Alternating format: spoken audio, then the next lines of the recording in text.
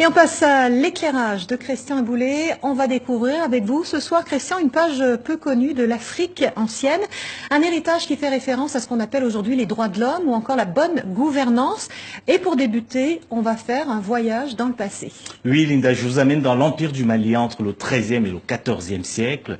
L'Empire du Mali était tout simplement l'un des plus vastes et les plus puissants d'Afrique. On le voit figurer sur cette carte. Et c'est un empire... Oui, absolument, il était magnifique. C'est un empire qui a été créé par Soundiata Keïta et il est né de un tout petit royaume qui était à cheval entre le sud du Mali actuel et de la Guinée-Conakry que l'on connaît aujourd'hui. Et c'était une fédération de royaumes qui était régie notamment par une charte qu'on appelle aujourd'hui la charte du Mandé et qui a été proclamée par Soundiata Keïta à la fin du XIIIe siècle. Et cette charte du Mandé, elle avait un objectif, c'était permettre la vie en harmonie et en paix au sein de cet empire. Et le plus important pour cette charte du Mandé, c'était d'essayer de faire en sorte que toutes les populations au sein de l'empire vivent plutôt en paix. Et sans agression extérieure. Absolument. Alors cette charte, Christian, elle est aujourd'hui inscrite au patrimoine mondial de l'humanité, de l'UNESCO, en fait depuis 2009, et sous certains aspects, donc elle préfigure la Déclaration universelle des droits de l'homme.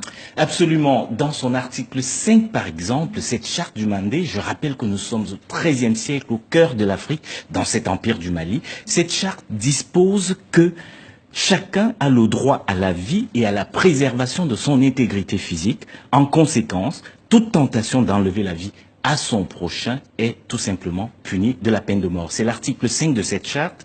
Un autre article que j'ai choisi, l'article 16 de cette même charte du Mandé, nous sommes au XIIIe siècle. Il dit ceci à propos des femmes.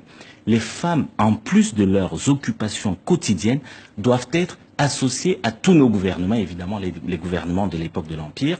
Il est donc faux de considérer aujourd'hui, ou de dire aujourd'hui, comme le font souvent certains, que les droits de l'homme, c'est une importation de l'Occident en Afrique.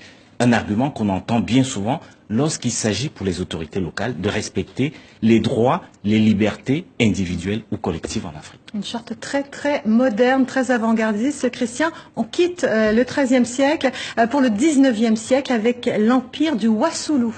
Alors, précisons que l'empire du Wassoulou qui a été fondé par l'Almami Samori Touré, l'Almami Samori Touré est aujourd'hui considéré par une partie des populations d'Afrique de l'Ouest comme un chef guerrier sanguinaire, un tyran.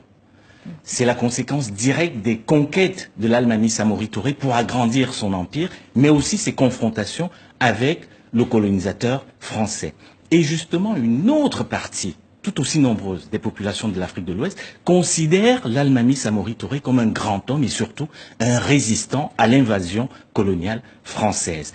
Et c'est au sein de cet empire du Wassoulou que l'on voit sur cette carte, à la fin du XIXe siècle, que les griots ont écrit un hymne à la gloire de l'Almami Samori Touré, un hymne qui devrait aujourd'hui être inscrit en lettres d'or sur les bureaux de nombreux chefs d'État d'Afrique. Alors qu'est-ce qu'il dit cet hymne, Christian? Eh bien écoutez, si tu ne peux organiser, diriger et défendre le pays de tes pères, fais appel aux hommes plus valeureux.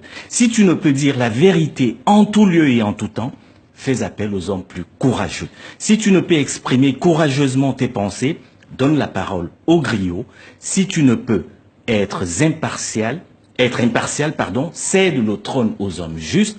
Et enfin, si tu ne peux protéger le peuple et braver l'ennemi, ça vous plaira ça, Linda, donne ton sabre de guerre aux femmes qui t'indiqueront le chemin de l'honneur.